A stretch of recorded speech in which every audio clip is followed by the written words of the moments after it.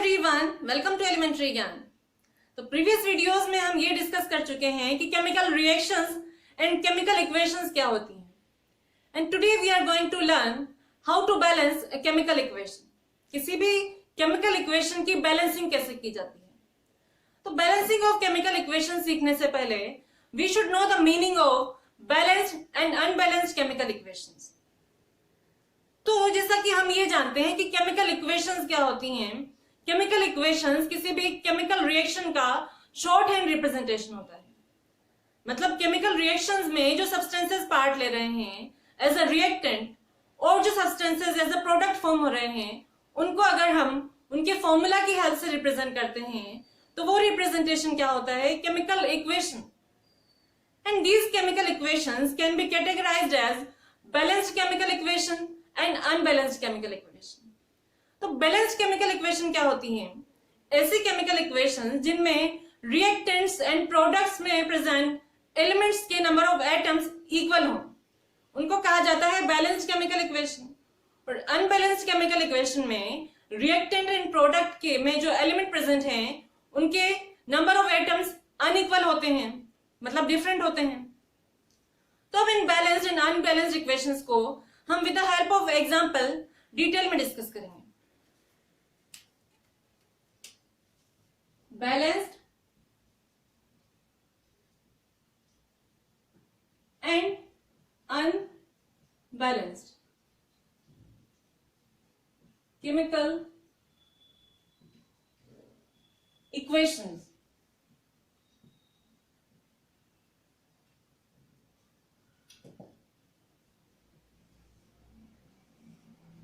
ठीक है, तो पहले देखते हैं बैलेंस्ड इक्वेशन क्या होती है। Balanced chemical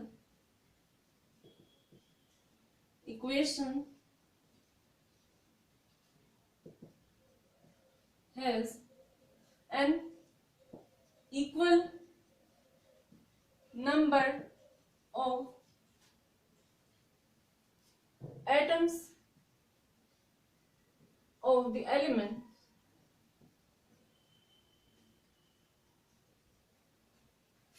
present in the reactants and products।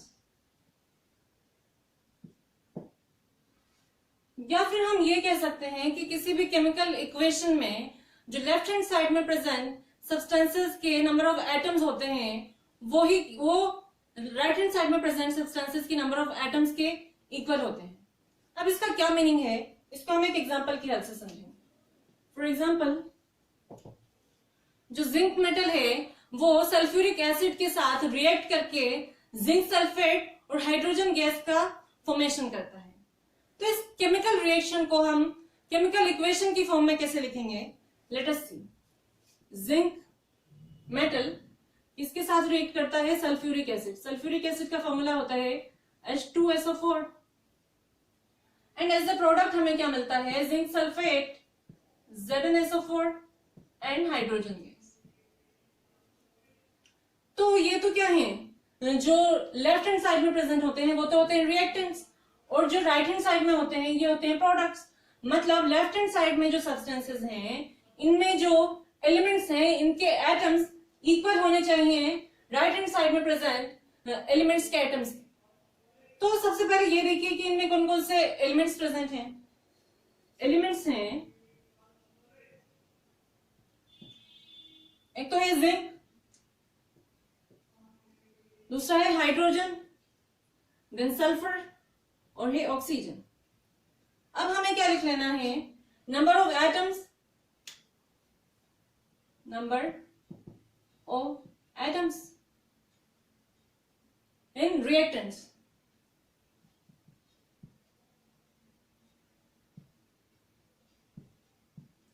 और नंबर ऑफ एटम्स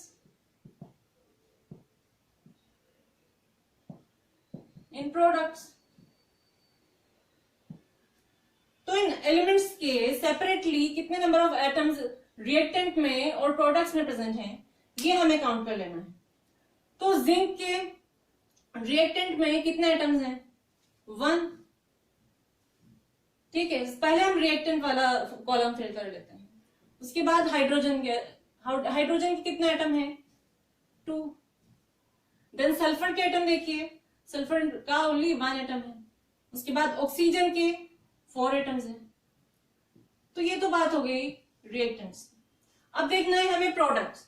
तो प्रोडक्ट्स में जिंक के कितने एटम्स हैं? 1। देखिए यहां पर ओनली 1 एटम है। उसके बाद हाइड्रोजन के कितने एटम्स हैं? 2।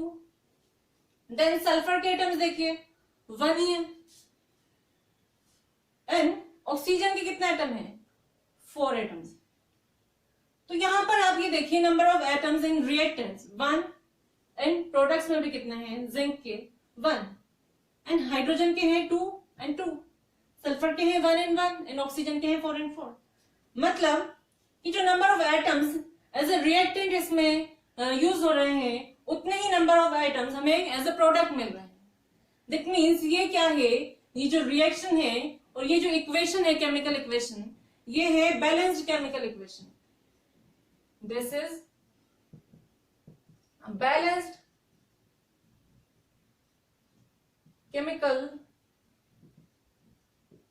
इक्वेशन बिकॉज इसमें जो number of atoms as a reactant use हो रहे हैं उतने ही नंबर ऑफ एटम्स प्रोडक्ट में मिल रहे हैं हमें। तो ये हो गई बैलेंस्ड केमिकल इक्वेशन। अब हम देखते हैं अनबैलेंस्ड केमिकल इक्वेशन क्या होती है। N unbalanced chemical equation has an unequal number of atoms of different elements.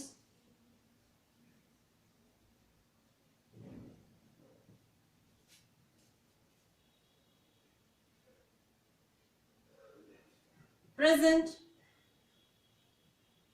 in reactants and products. इसको भी हम एक एग्जांपल के हेल्प से देख लेते हैं। मतलब जो लेफ्ट हैंड साइड होगा इक्वेशन का, केमिकल इक्वेशन का, उसमें जितने एटम्स प्रेजेंट होंगे वो डिफरेंट होंगे जो प्रोडक्ट में जितने नंबर ऑफ एटम्स हैं उनसे। तो इसका एग्जांपल देखिए, जो हाइड्रोजन और ऑक्सीजन से वाटर का फॉर्मेशन होता है उसको हम केमिकल इक्वेशन की फॉर्म में कैसे लिखेंगे? Hydrogen plus oxygen to form H2O water. ठीक है, अब हमें क्या देखना है? हमें देखना है number of atoms of hydrogen and oxygen in both the sides. तो सबसे पहले ये देखना है कौन कौन से एलिमेंट्स हैं। एलिमेंट्स तो हैं हमारे पास hydrogen and oxygen, and reactant में कितने एटम्स हैं इनके? एज ए रिएक्टेंट हाइड्रोजन के एटम्स हैं 2 एंड ऑक्सीजन के भी हैं 2 एंड प्रोडक्ट्स में कितने नंबर ऑफ एटम्स हैं?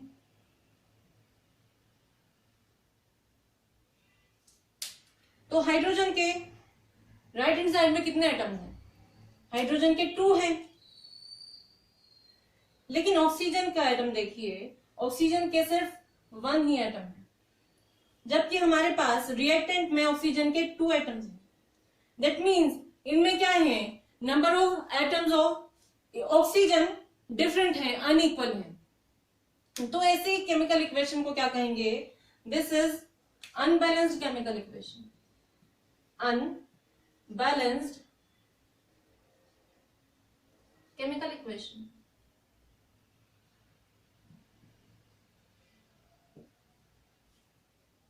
मतलब इस केमिकल इक्वेशन में जो oxygen as a reactant use हो रहा है वो कितने हैं? 2 एटम्स हैं, लेकिन एज ए प्रोडक्ट हमें क्या मिल रहा है? सिर्फ एक ही ऑक्सीजन एटम मिल रहा है। दैट मीन्स इस केमिकल रिएक्शन में ऑक्सीजन क्या हो रहा है? ऑक्सीजन का लॉस हो रहा है, एक ऑक्सीजन एटम। लेकिन हम ये जानते हैं कि किसी भी केमिकल रिएक्शन में जो नंबर ऑफ एटम्स होंगे एज ए प्रोडक्ट वो उतने ही होंगे जितने हमने रिएक्टेंट में लिए हैं, क्योंकि कोई भी chemical reaction law of conservation of mass को फॉलो करती है। And according to law of conservation of mass, matter neither created nor destroyed in a chemical reaction. तो जब किसी भी केमिकल रिएक्शन में ना तो मैटर को या किसी एटम को क्रिएट किया जा सकता है ना ही डिस्ट्रॉयड किया जा सकता है, दैट मीन्स ये जो अनबैलेंस्ड केमिकल इक्वेशन होंगी ये law of conservation of mass को सेटिस्फाई नहीं करती हैं, और इसीलिए we have to make them balanced. हमें इनको बैलेंस करना होता है. हमें क्या करना होता है, हमें नंबर ऑफ एटम्स जो एज अ रिएक्टेंट इसमें है उनको इक्वल करना होता है number of atoms as a product. और उसी को क्या बोला जाता है, उसी प्रोसेस को या उसी मेथड को कहा जाता है बैलेंसिंग ऑफ केमिकल इक्वेशन. तो बैलेंसिंग कैसे की जाती है अब हम ये डिस्कस करेंगे.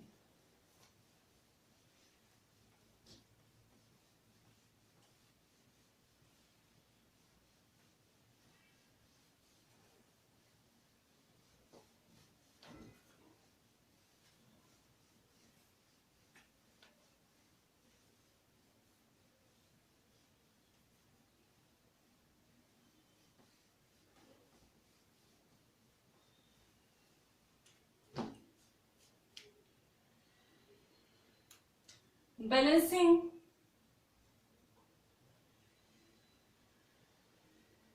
of chemical equation.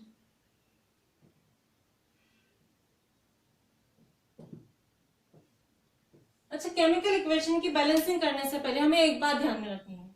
जैसा कि हमने अभी अनबैलेंस्ड केमिकल इक्वेशन का एग्जांपल देखा था कि हाइड्रोजन एंड ऑक्सीजन क्या करते हैं, रिएक्ट करके H2O का फॉर्मेशन करते हैं. तो इसमें नंबर ऑफ ऑक्सीजन एटम क्या है, डिफरेंट है. यहाँ पर 2 है, यहाँ पर 1 है. तो आपके दिमाग में ये बात आ रही होगी कि हम इसको ऐसे लिख दें, अगर H2 + O तो ये बैलेंस हो जाएगी. यहाँ पर भी एक ही एटम है और यहाँ पर भी एक ही एटम हो जाएगा. But this is the wrong representation. ये गलत है, क्योंकि हम ये जानते हैं कि ऑक्सीजन जो है ये डायटोमिक मॉलिक्यूल होता है. मतलब ऑक्सीजन फ्री स्टेट में एग्जिस्ट नहीं करती है और ये एग्जिस्ट करती है एज अ मॉलिक्यूल O2. तो कोई भी सब्सटेंस जो है, केमिकल सब्सटेंस, उसका कोई स्पेसिफिक फॉर्मूला होता है जिसको हम ऑल्टर नहीं कर सकते हैं while balancing of chemical equation. मतलब जब भी हमें किसी केमिकल इक्वेशन को बैलेंस करना होगा तो ये सबस्क्रिप्ट चेंज नहीं होगी. हम कैसे बैलेंस कर सकते हैं, इसके कोएफिशिएंट को चेंज करके, या हम इनको फिगर्स 1 2 3 4 से मल्टीप्लाई करके बैलेंस कर सकते हैं, लेफ्ट हैंड साइड में, राइट हैंड साइड में.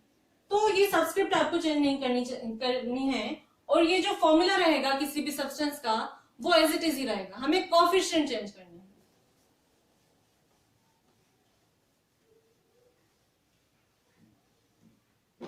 तो बैलेंसिंग ऑफ केमिकल इक्वेशन क्या होगा, method of making the number of atoms of various elements present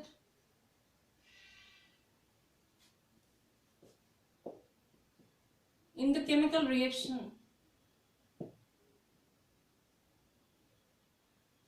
making the number of atoms of various elements equal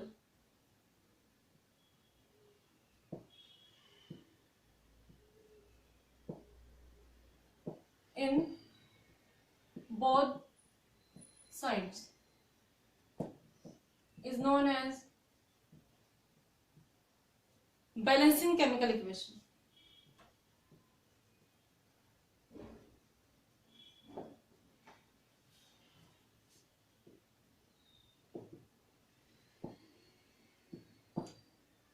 इन किसी भी केमिकल इक्वेशन को simple वाली जो केमिकल इक्वेशन होती हैं उनको बैलेंस करने के लिए क्या किया जाता है, उनमें जो कोएफिशिएंट्स होते हैं उनको चेंज कर दिया जाता है या रिप्लेस कर देते हैं. जैसे हमने अभी हाइड्रोजन वाला देखा था, H2O का फॉर्मेशन, उसमें क्या था, नंबर ऑफ ऑक्सीजन एटम थे वो डिफरेंट थे. तो हम क्या करेंगे, ऑक्सीजन के कोएफिशिएंट को चेंज कर देंगे.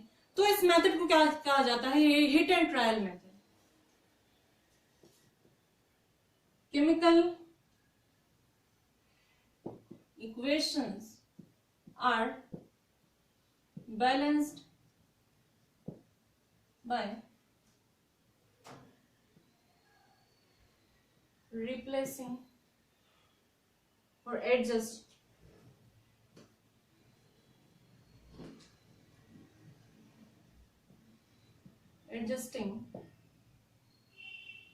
the coefficients placed before the symbols or formula or chemical substance.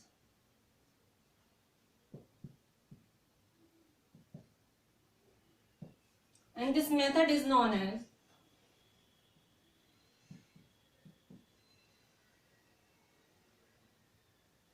hit and trial method.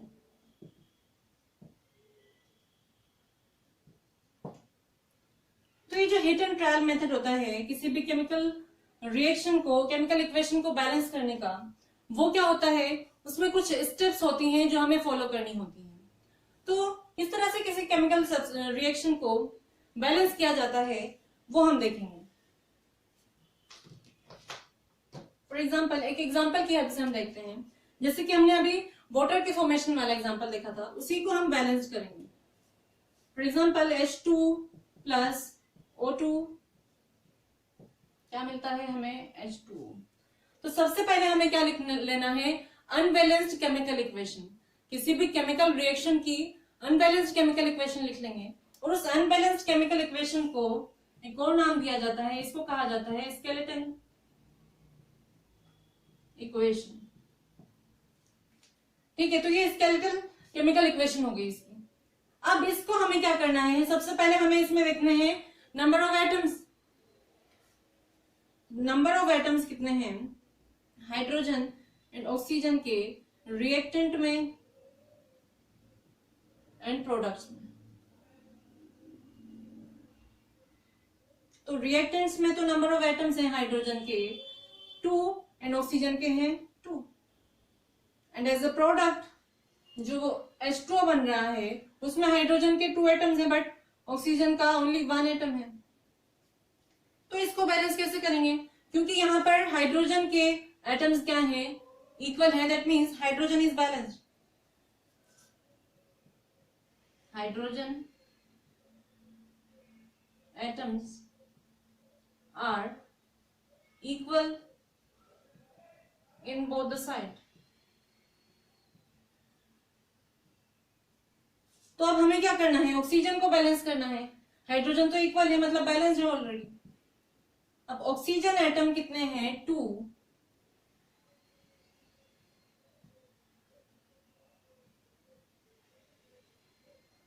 Oxygen atoms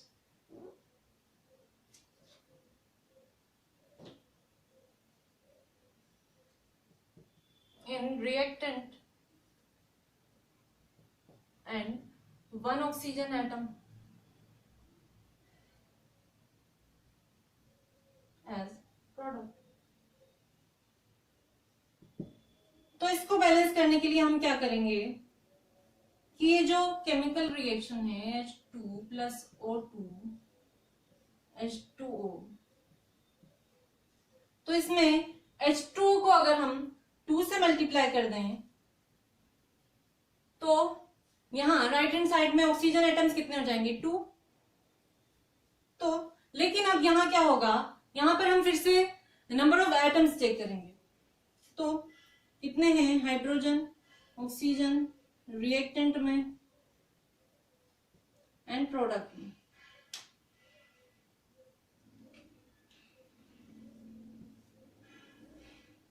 तो रिएक्टेंट में तो है 2 एंड 2, एंड प्रोडक्ट में आप देखिए कि हाइड्रोजन एटम जो है वो 4 हो गए हैं due to the coefficient.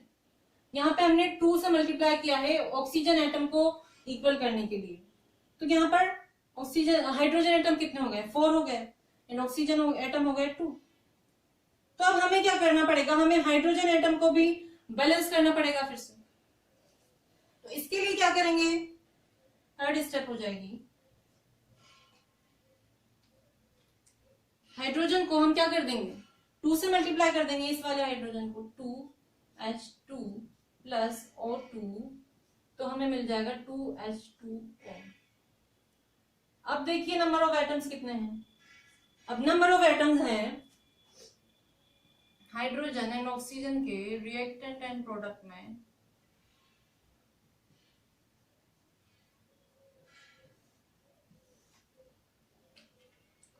Hydrogen के देखिए कितने हो गए, 2 इंटू 2 4, एंड ऑक्सीजन के भी हैं 2।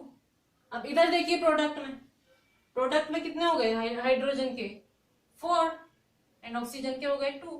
That means reactants and products में number of hydrogen and oxygen atom equal हो गए हैं। तो ये क्या हो गई इसकी balanced chemical equation, 2H2 plus O2 gives 2H2O। ये मिल गई हमें बैलेंस्ड केमिकल इक्वेशन। ठीक है, इसको हम एक और एग्जांपल की हेल्प से समझते हैं।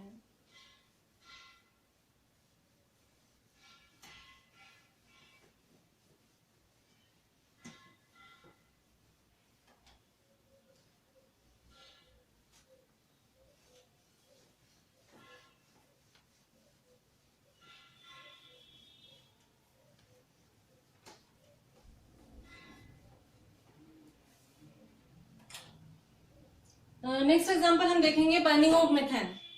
तो बर्निंग ऑफ मीथेन क्या होती है, मीथेन गैस एयर में ऑक्सीजन की प्रेजेंस में बर्न होकर किसका फॉर्मेशन करती है, carbon dioxide and water vapour का। तो एग्जांपल होगा इसका बर्निंग ऑफ मीथेन।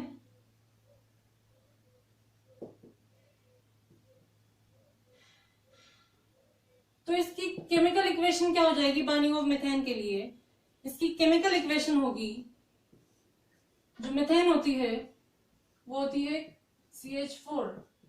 ये एयर में प्रेजेंट ऑक्सीजन के साथ रिएक्ट करके फॉर्मेशन करती है कार्बन डाइऑक्साइड का एंड वाटर वेपर का। वाटर का फॉर्मूला क्या होता है, H2O। तो क्योंकि हम केमिकल इक्वेशन लिख रहे हैं तो हमें क्या लिखना है, फॉर्मूला ही लिखना है, H2O। तो अब हमने सबसे पहले क्या किया, ये स्केलेटन इक्वेशन लिख ली इसकी, दिस इज स्केलेटन इक्वेशन। तो फर्स्ट स्टेप क्या हो गई, स्केलेटन इक्वेशन। ठीक है, अब नेक्स्ट स्टेप हमें क्या करना है, हमें इनमें प्रेजेंट जो एटम्स हैं रिएक्टेंट्स में एंड प्रोडक्ट्स में सेपरेटली काउंट करके लिख लेना है। तो एलिमेंट्स कौन कौन से हैं एंड नंबर ऑफ एटम्स हैं।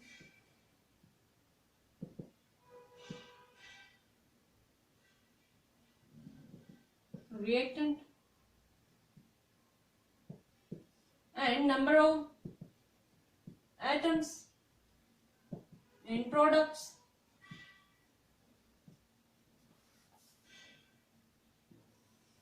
ठीक है, तो एलिमेंट देखिए कौन कौन से हैं, carbon hydrogen and oxygen, carbon hydrogen and oxygen. अब रिएक्टेंट में कार्बन के कितने एटम्स हैं, 1, हाइड्रोजन के हैं 4 एंड ऑक्सीजन के हैं 2। अब प्रोडक्ट में कितने हैं कार्बन के एटम, 1 है, ऑक्सीजन के 1, 2 एंड 3।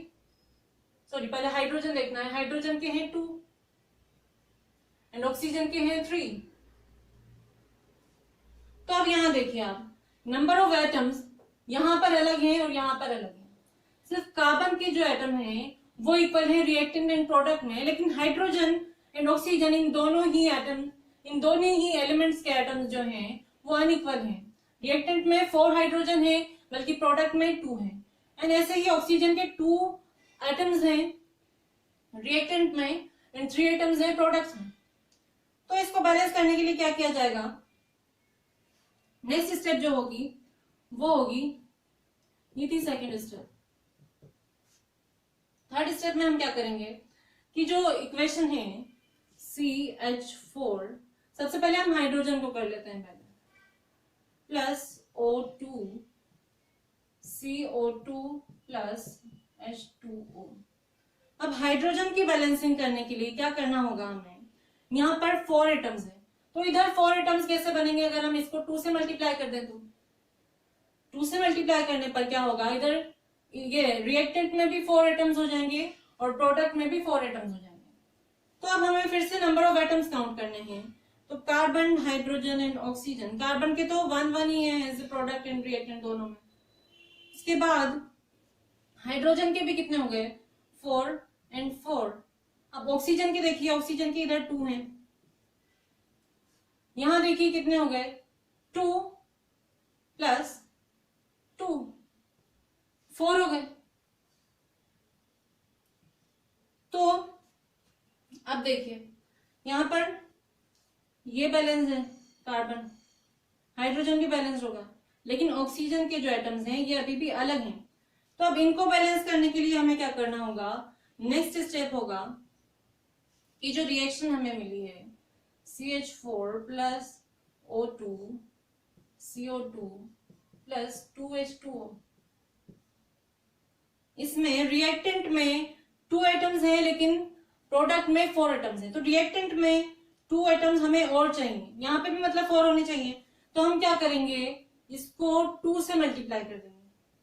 अब काउंट कीजिए नंबर ऑफ एटम्स, तो carbon, hydrogen and oxygen, reactant and product.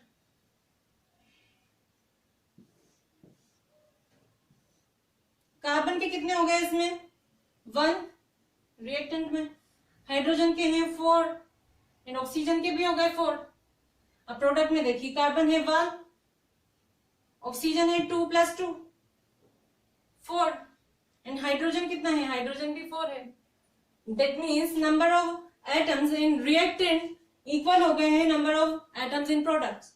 That means ये जो इक्वेशन हो गई हमारे पास, ये क्या बन गई, balanced chemical equation. Balanced chemical equation. तो इस तरह से किसी भी केमिकल इक्वेशन को hit and trial method use करके, मतलब उसके कोएफिशिएंट को हम एडजस्ट करके इसको बैलेंस कर सकते हैं। और बैलेंस केमिकल इक्वेशन का मीनिंग क्या होता है कि उसमें जो रिएक्टेंट है उसमें जितने एलिमेंट्स के नंबर प्रेजेंट हैं, एटम्स के नंबर, उतने ही एलिमेंट के नंबर इसमें होंगे, प्रोडक्ट्स में होंगे। सो आई होप आपको ये क्लियर हो गया होगा कि किसी भी केमिकल इक्वेशन को बैलेंस कैसे किया जाता है। अगर आपको कोई भी डाउट है तो आप कमेंट सेक्शन में कमेंट करके पूछ सकते हैं। Now I will see you in the next video. Till then keep learning and thank you.